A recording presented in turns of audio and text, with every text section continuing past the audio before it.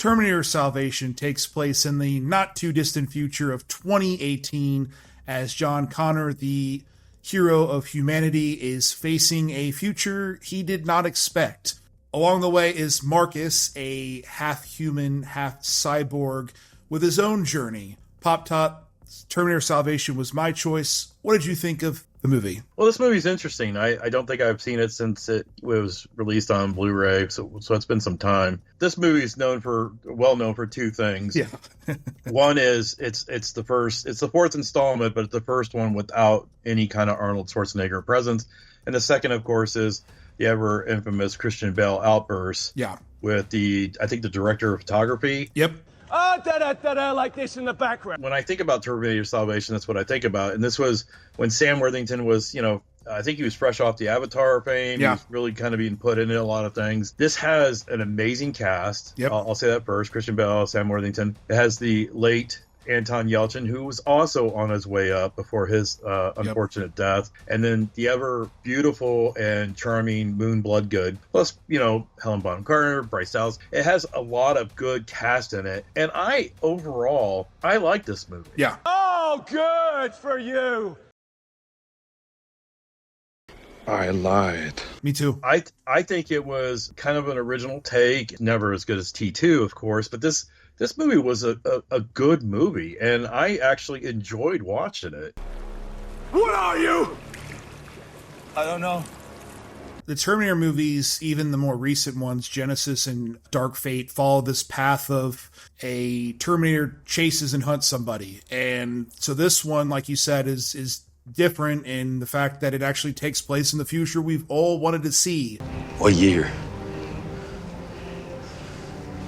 2018. And this movie had a shitload of controversy. One you actually forgot, or maybe just completely forgot altogether, was the ending was entirely leaked. And it pissed off everybody because John Connor basically becomes a Terminator, but not really. And so, yeah, you had Christian Bale, who was hot off the Dark Knight. He had to immediately deal with the negativity around this. All the actors and actresses backed him. I mean, and the weather is crazy, and you haven't slept in 48 hours. I mean, like, people are raw. I really enjoy this movie. I think there's a lot that doesn't work, and there's a lot that's confusing about it. But overall, I really enjoyed it because it tried. Dark Fate and Genesis are just recreations of Terminator 2, and they don't work. And this just tried to do something different. Like you said, the world building, you only get to see the future of Terminator and flashbacks and whatnot. And this was in it. You got to see HKs with like these huge Terminators that hooked onto it, rode them and then you had the Terminator motorcycles, which were badass.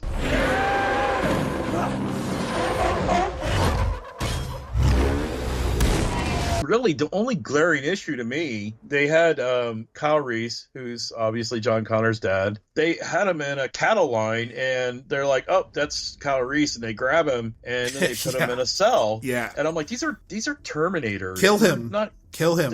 They're just going to immediately open fire on him. Yeah, just straight up kill him. And they even said that their top initiative there was 5 kill targets.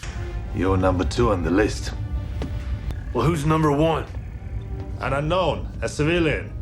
Kyle Reese. What are we doing? Just shoot him. Just dome him right there. And it didn't make any sense. My issue with the movie is that you basically have 4 or 5 plots, and you really don't need that. You have John Connor basically wanting to protect his dad, Kyle Reese, who goes to this factory. You have Sam Worthington's character, Marcus, who's basically trying to figure out what he is or who he is, and kind of this redemption arc. You have Kyle Reese trying to survive, and then you have this kind of hidden but not so hidden secretive plan by Skynet.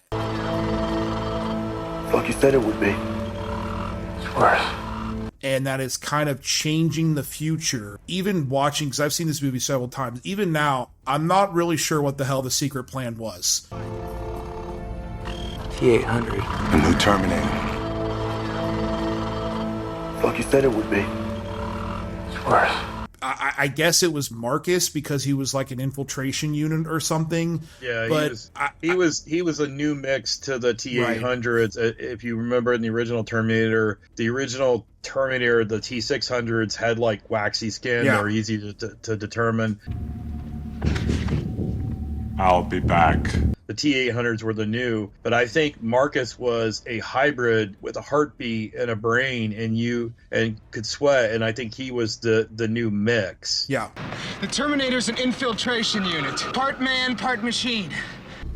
You are an infiltration prototype. The only one of your kind. I'm assuming that's what it is.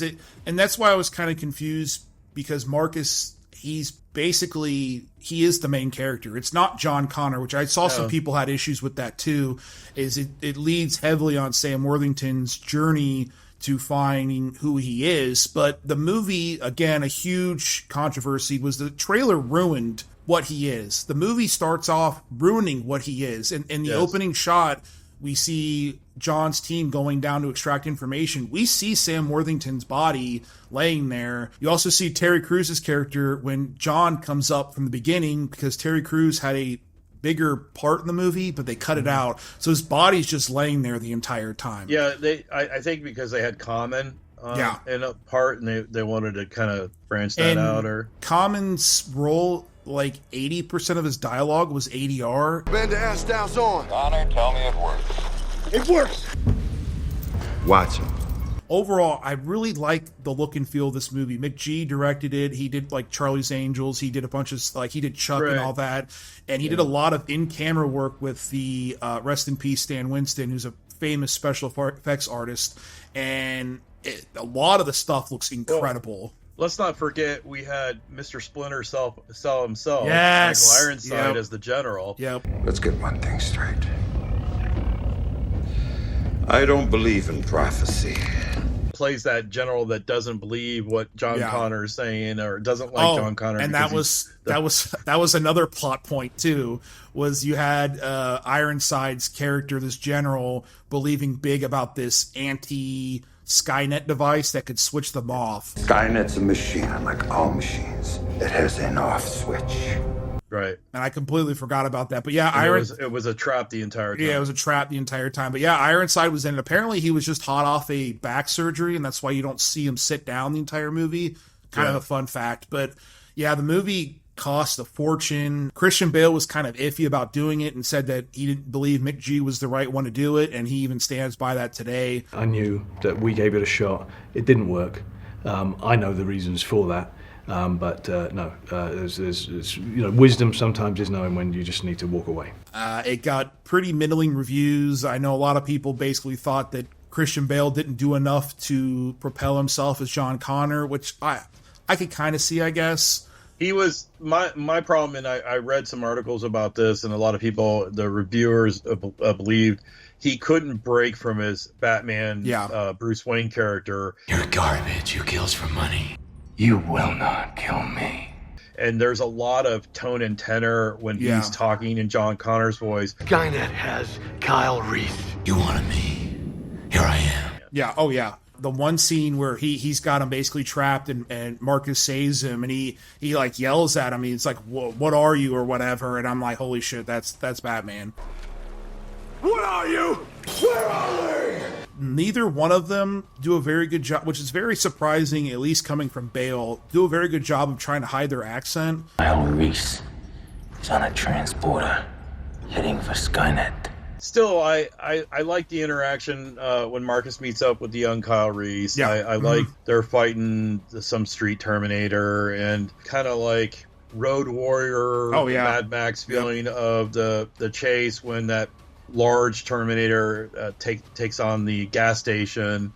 For the movie and for what it is, McG does an amazing job with practical effects. Yeah, I think there's so too. There's a lot of explosions. There's a lot of actual practical effects. The entire assembly line for the Terminators for the T-800, that's all real. That's not CGI. It looks awesome too. Yeah, and I really appreciated that. Instead of large green screen bullshit, it was all there. Yeah, that was really cool. That whole last sequence when Connor's trying to rescue Reese, and they're basically fighting a Terminator along with Marcus, and they're fighting the T-800, which is actually Arnold, which is some of the first throwing a face on a body. They threw Arnold's face on another bodybuilder's body, and Right. you know, it's not real, but it works because it's a Terminator. It's not a real person anyway. So for me, it worked, and you got to hear that epic music, Dun, dun, dun. and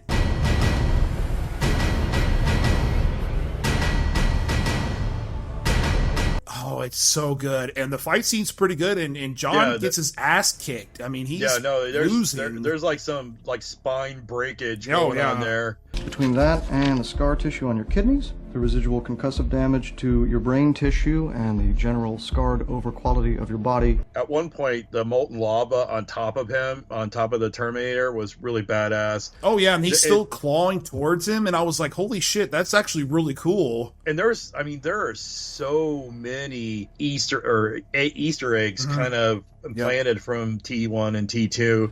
How when the Terminators always get smacked, they always do the slow turn back, and you know, there's I'll be back. Yeah, they have all the lines, and then even the use of the I'll be back. The chip. He's like, oh, it's a nuclear chip or whatever, and I think that's from T2 if I remember right. Because that's why, if I believe right, that's why Arnold had to kill himself in the lava, was because when he blows, if he dies or whatever, he'll blow up and go nuclear, if I remember right. Well, that, and he wanted to erase history. Do it, Toko! It has to end here. As usual on Lost and Found. Lost, you leave it to the streaming netherrealm and you just completely forget it. Found, you go and search it on a weekend afternoon like we did. Pop-tot, where we put in Terminator Salvation. I would find it. I think it's a good movie. I think given some of the other installments in this is not the worst one. Obviously not the best one, but I do enjoy it. And yeah, I would say it's a good watch. Yeah, I completely agree. It took risks. It didn't always work, but I like when movies take risks because, I mean, more often than not, even when they don't work, that's when sometimes the hilarity ensues or whatever, or you can make commentary from it. I'm not asking, I'm telling you. It's an actual, like, war movie. It feels like it. It feels gritty. It feels different. And then Dark Fate and Genesis just knee-jerked and went right back to the Terminator hunting people, and it just doesn't work. And right. I think for the most part, this does. It feels like it captures the movie. And even when they do the silly references and callbacks, like I'll be back, when John says it actually hit for me. I was like, oh, that actually kind of worked. So I definitely think this is worth watching. If you can find the director's cut, which is what you're referring to, that has all those extra endings, I would definitely do it and watch it. If not, it's on HBO Max, where it's free if you have a subscription. Yeah, as usual, just leave us your recommendations. Thank you guys so much for 100 subscribers. I should have done that in the beginning of the video, but regardless, yes, thank you. Keep leaving your suggestions, hit the like button, leave comments, and we'll see you guys on the next one. Thanks, guys. Oh, good for you.